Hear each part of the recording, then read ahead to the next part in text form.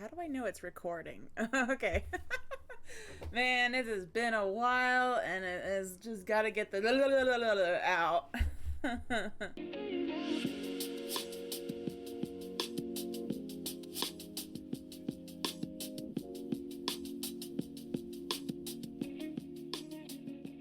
So it's been a long time since I've posted or recorded anything. This is just kind of going to be a life rant, and I'm going to be spilling a lot of tea about my life in particular. Um,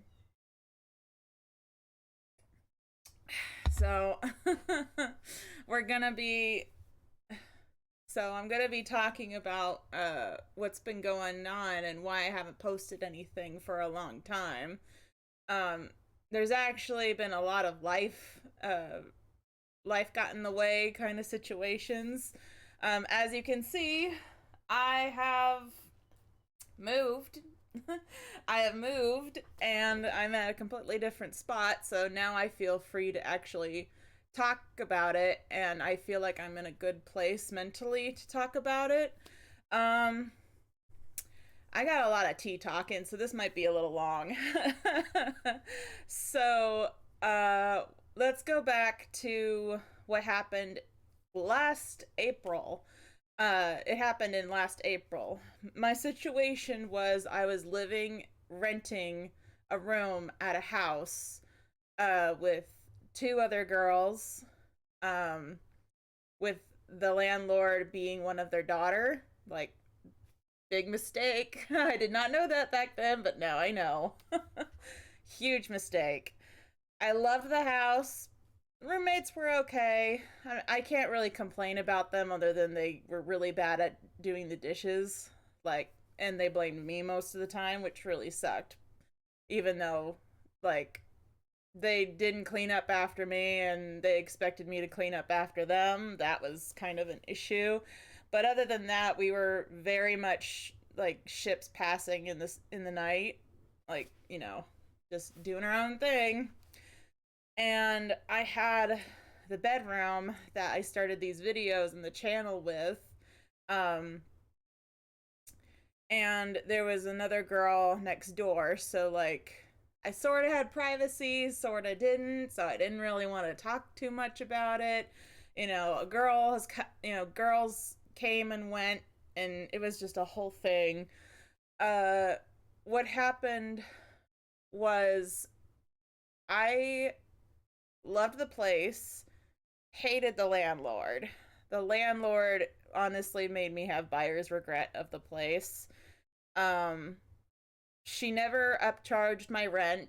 She tried to upcharge my rent, but she never ended up doing, because I put my foot down and asserted some boundaries as a renter. Which, side note, if you didn't know, you have renter's rights. And the landlord definitely did not seem to care very much about your rights if it came to money. Um, Essentially, what happened was a washer machine just broke down, and like, wear and tear, so it was nobody's fault. Although her daughter put in way too much laundry, in my opinion, whenever she did laundry. But and that can break an appliance, by the way, in case you didn't know. If you overstuff it, it can break. Um, but it broke. Nobody's fault. No blame. No blame. But the landlord tried to get us, the tenants, to pay for her new washer and dryer. Washer and dryer, by the way. it was it was ridiculous, and we were like, not gonna happen in a million years. No way, Jose. And I think that kind of hit the nail in the coffin for me, because up to that point, like, I've been having a lot of back and forth, like, respect my privacy, respect my boundaries kind of way. And she was really just a snake that kept trying to upcharge for anything. If I left a few dishes, and I mean like 3 dishes, not anything crazy, like 3 plates, 3 unmessy plates in the sink, that would just cause her daughter to spiral and cause the landlord to get involved and be all like, I don't want, a dirty place, even though we've never had bugs. And if anything, her daughter trashed the garage. Like, there was moldy shakes and milkshakes and sports drinks and just water bottles galore. It and filthy sports gear. Like, it was a mess in the garage. She never made me clean it up because it wasn't my mess to clean up. And I never told the landlord this, actually. I kept that below the belt because it's like, who cares? It's not my garage. I wasn't living right next door to the garage, and the daughter only cared once mice moved in. I wonder why mice moved in, don't you? So, honestly, I loved the place. It was a good place to live. Overall, there was a garden out back that I had started.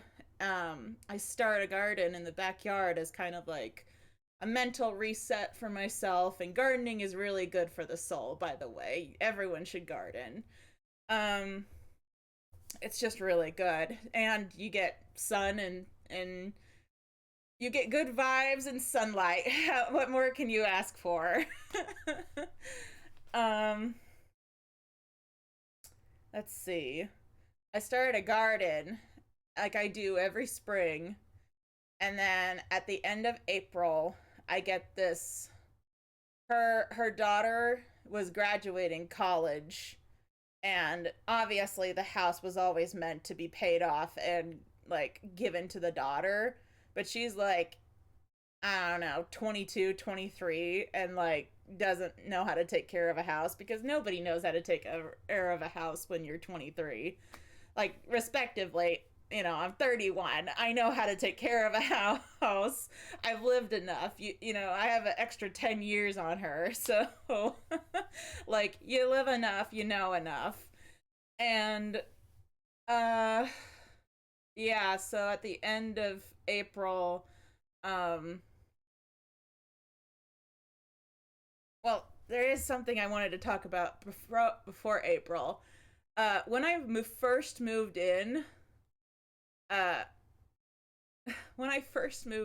I had a roommate right across from me that we shared a bathroom with, and she hated my guts. I don't know what I did to make her hate my guts, but she literally was just, she wouldn't share soap with me. She wouldn't even take a shower, like, after me or before me. Like, she wouldn't use the shower at all because I was using the shower now.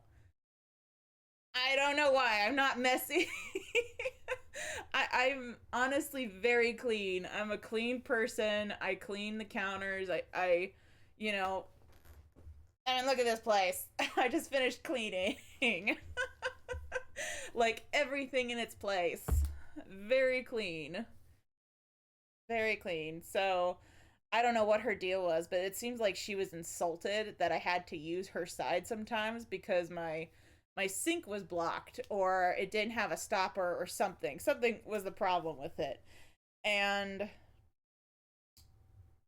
I was just like, no biggie. Everybody, roomies share soap.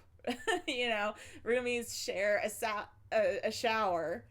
So I don't know what her deal was, but she definitely was just like, nope, nope, nope, nope, nope, as soon as I was there. And I'm not sure why. I don't know. I don't know to this day what her problem was. But then a year of living together, and girls come and go, and they just roommates, I mean, come and go. And so then what happened was end of April.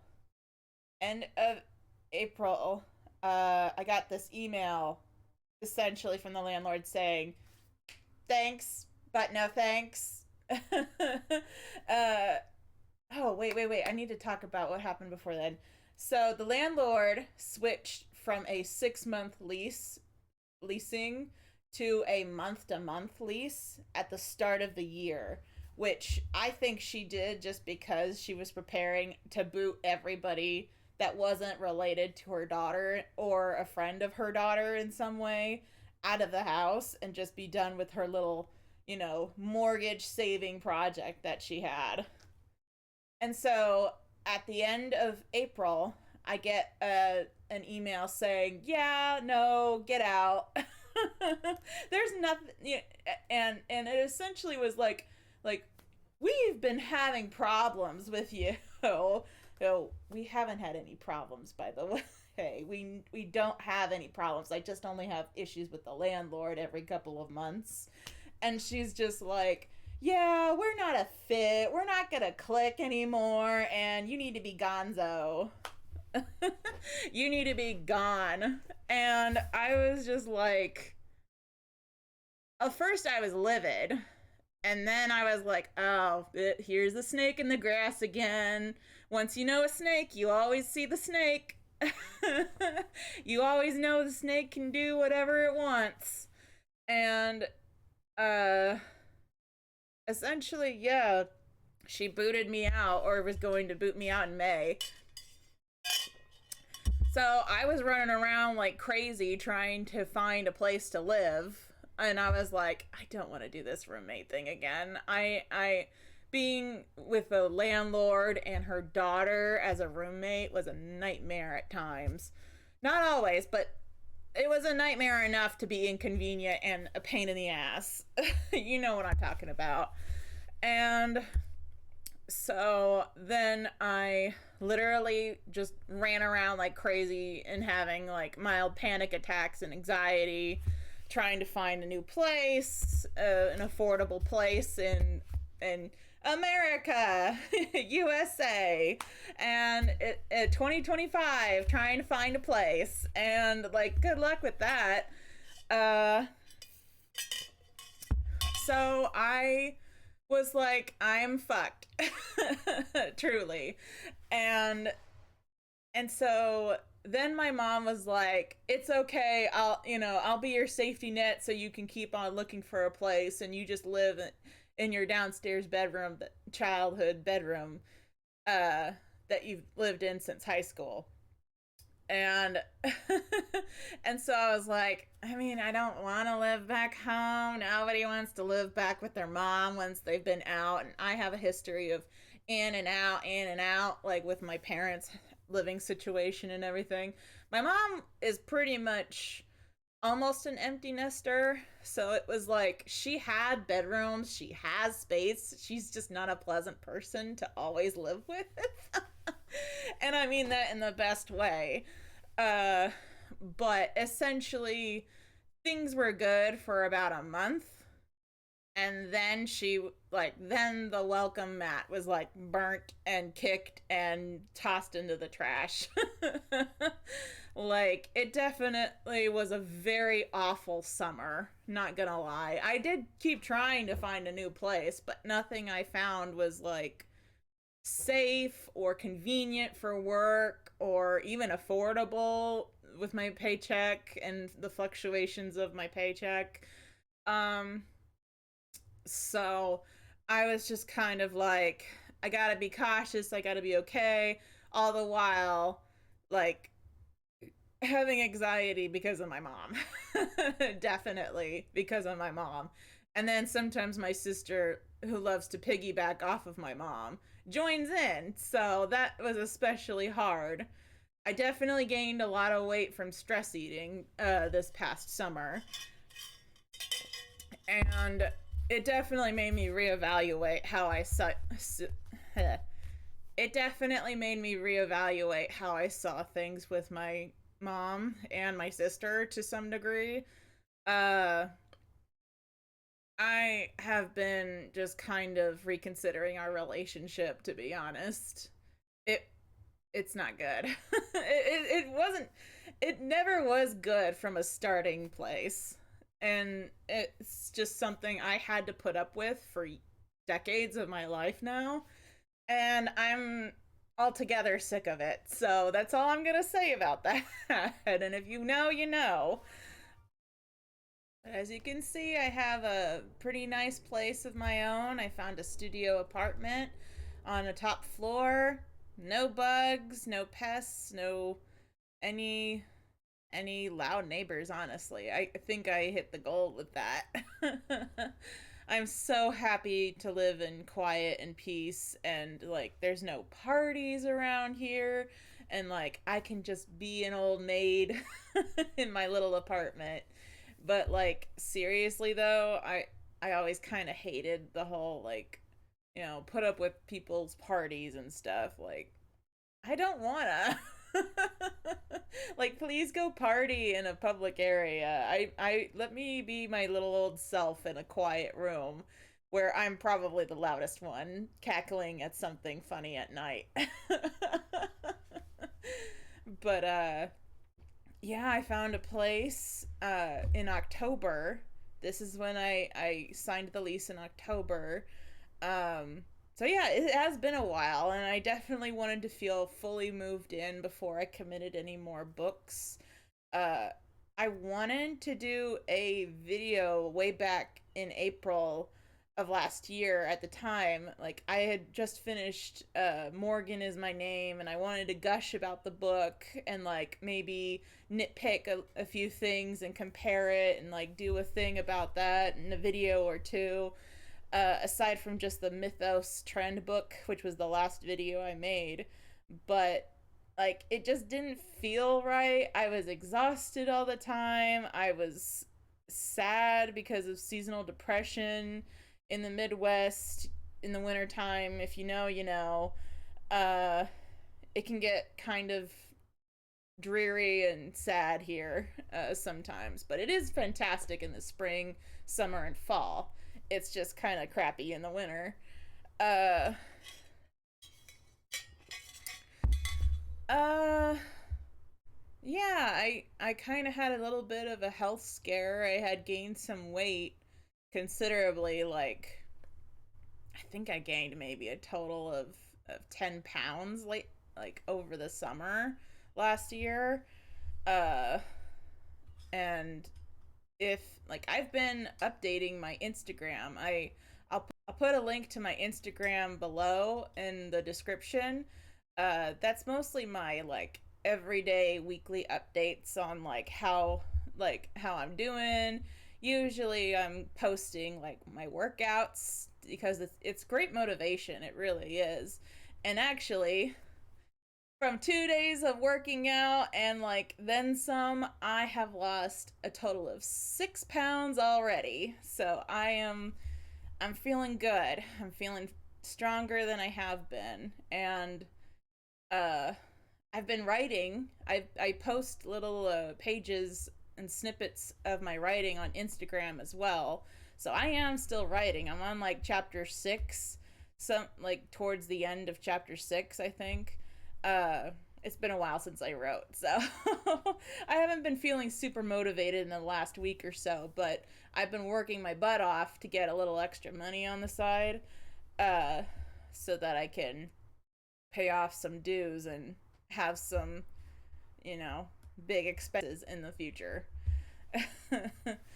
um yeah, I mean, things have been going things I feel like like are finally working out and finally doing better. Um there was something I wanted to talk about actually that did happen recently. So, the other part of this video I need to talk about is my first hater.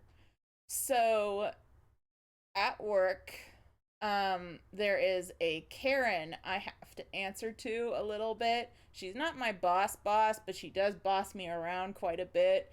And that's just how the gig is. Like, I get bossed around by my clients and their family. That's essentially what I do. and um and this Karen especially was not my client. My client was a sweet lady, and but her daughter was the Karen. And the daughter was literally just the biggest pain in the butt I've ever had to deal with on any job I've ever had. I've had many different types of jobs. I worked at a grocery store, I worked at a Amazon warehouse, and they aren't even the most pleasant people to deal with on any given day. But like, even them, they are not on the level of this Karen. And that's why this is the tea of the Karen. So, this Karen, without going into super specific details because I'm under HIPAA law, um, I literally essentially have to care for her mother, which I'm a fantastic worker. I know I sound super arrogant when I say that, but like, I am a very hardworking millennial worker. Okay, probably even more so than I probably should, even though I don't get paid very much. Like, I probably could do with like taking a step back and being like, "No, this ain't worth it."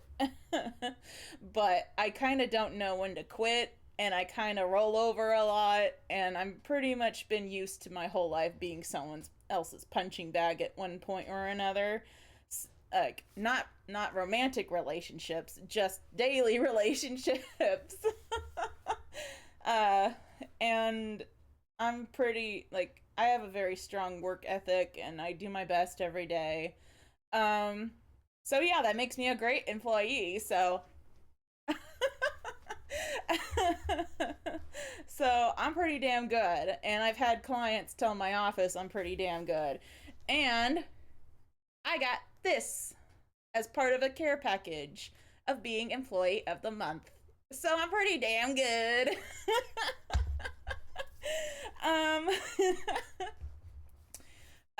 so when it comes to this Karen, so like, what makes her a Karen? Well, she's very two-faced. She has in the past threatened my hours and therefore my wages. She has nitpicked on anything I've ever done for her. I could be folding clothes and she would say, "What a mess." She would call me folding clothes a mess. And I'm not just like with the clothes, okay? I am literally folding them like I would fold my clothes in my closet, okay? There's not like 15 different ways to fold clothes, although some of the elderly would have you think otherwise. She didn't want it specifically folded a certain way. No, she just thought whatever I did was messy. That's toxic. Let's see. She would tell me any opinions I had, she would be like, "You're wrong." Or she would try to bulldoze me over and be like, "Well, actually, um, she would she would put a lot of political conspiracies on me, and I would just nope on out of the conversation because I'm not political at work and I'm not that dumb. So I don't talk politics at work. Nope, nope, nope, nope. That is the biggest nope on my life. I would never do. And uh she would I always have something in my mind. She would literally be like, uh, she would complain about every bump and bruise her elderly mother would receive, and her elderly mother would bump into literally the side of a wall or a cabinet, or like accidentally brush against the handles of a kitchen refrigerator. Ordinary things that maybe you didn't see or notice, and you just kind of brushed up against, you know, like like you do, because you're only human. And she would be like, "Well, why didn't you put your hand out there and then like stop her?" And I'm like, I'm not her CSI. a special bodyguard to keep her like safe and sound, okay? I'm a caregiver. Like, give me a break. Um, so I would essentially I would take her to a shower and I would bathe her, dress her after drying her off, and then I would put her socks and special shoes on. That's what you do. And all of a sudden, out of the blue, after like 5 to 6 months, not even 5 to 6 months, it was like 7 months of doing this every single time without fail, she's like, "You're putting the wrong socks on." And I'm like, "What other socks do you need me to do?"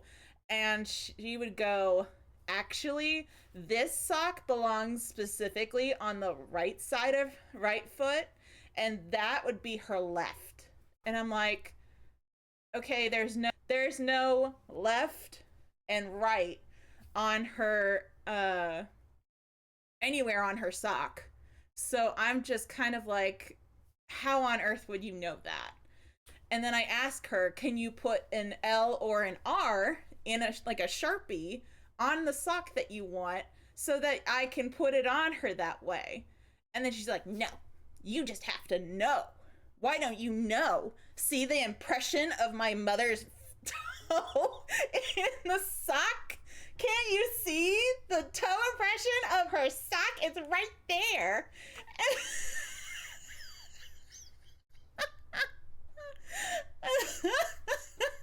And I'm just like, "You for real? I get paid 17 an hour. Are you actually for real?" I don't get paid enough to care about that. Oh my god. And so I literally holding back my laughter. I'm like trying to be just like professional. And I'm just like, "Well, it's really hard for me to see and tell. Can you just put, some sort of indication that that's what you want?" She's like, "No, no." And you need to figure it out and like see the toe impressions. And I'm just like, "Oh my god." And I was like, I'm not the only caregiver that she could have, and like, I'm not the only one just putting socks on her feet and calling it a day, okay?" Essentially what I told her. And she's like, "No, the other caregivers actually pay attention." No, they don't. They're paid 17 an hour just like me. No, they don't. Not unless they're like going into nursing or some specific like CNA or some sort of medical thing. No, they're not. They don't care. And you want to know how I know? It's because I haven't seen her as often in the weeks leading up today.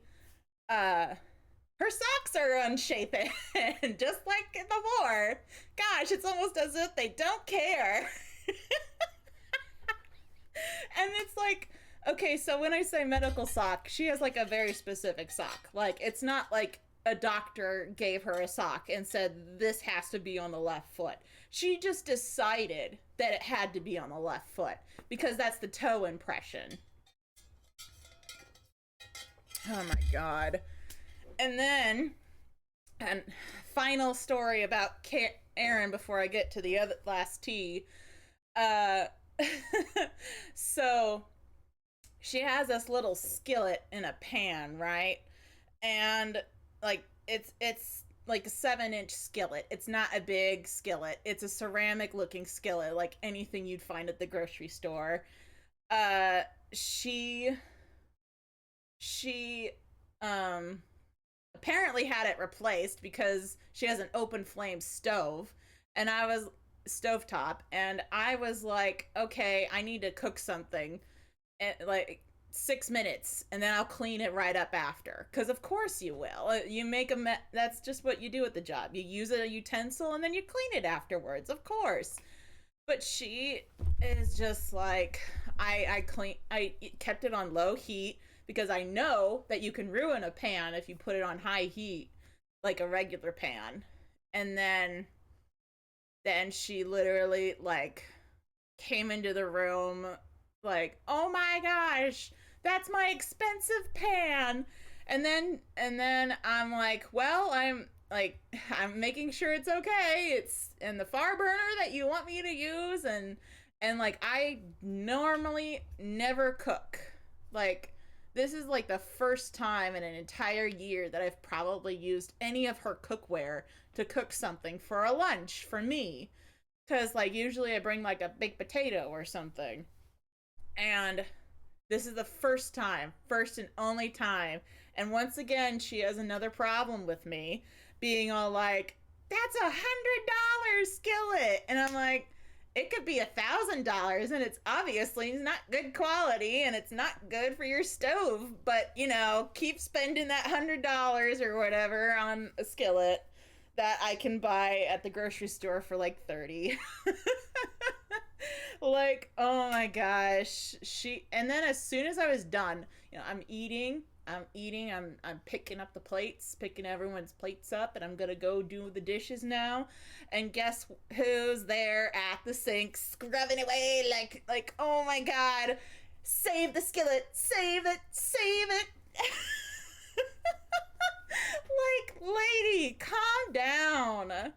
And then she was just kind of like, please don't use this skillet. Yeah, I've already paid $100 for it, and I had it to replace it. That wasn't assigned to me to that I shouldn't use these types of skillets for my stovetop open flame, because that does tend to damage certain skillets.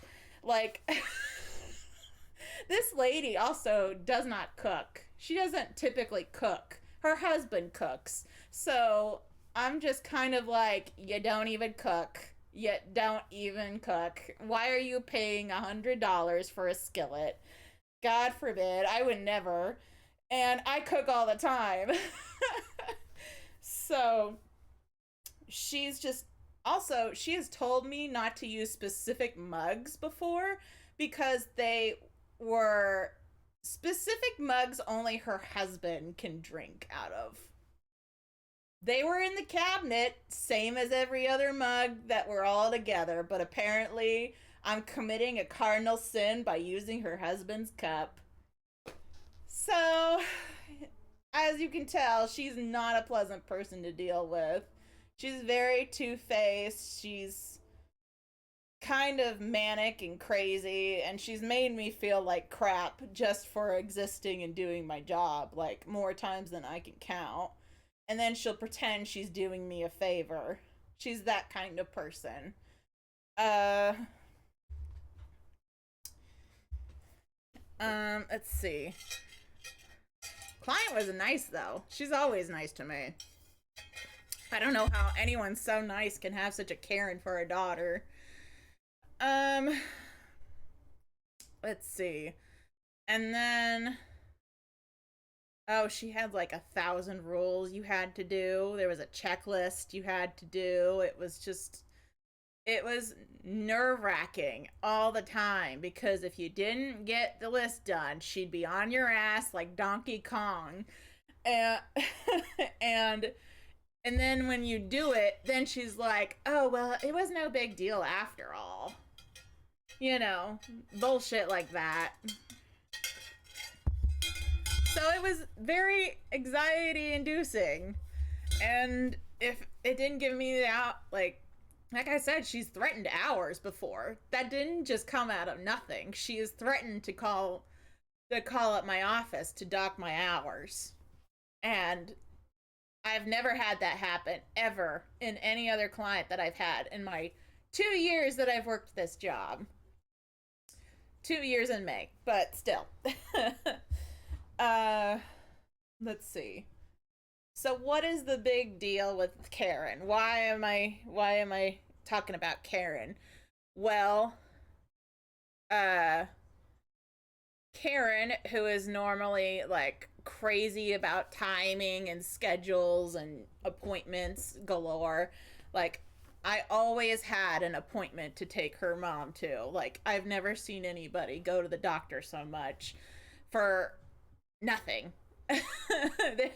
There is seemingly nothing wrong with her these days, but yeah. that was just kind of a lot. Um, and it wouldn't be just like now it's every other day, which it should have been that way from the start. But you know, it's water under the bridge.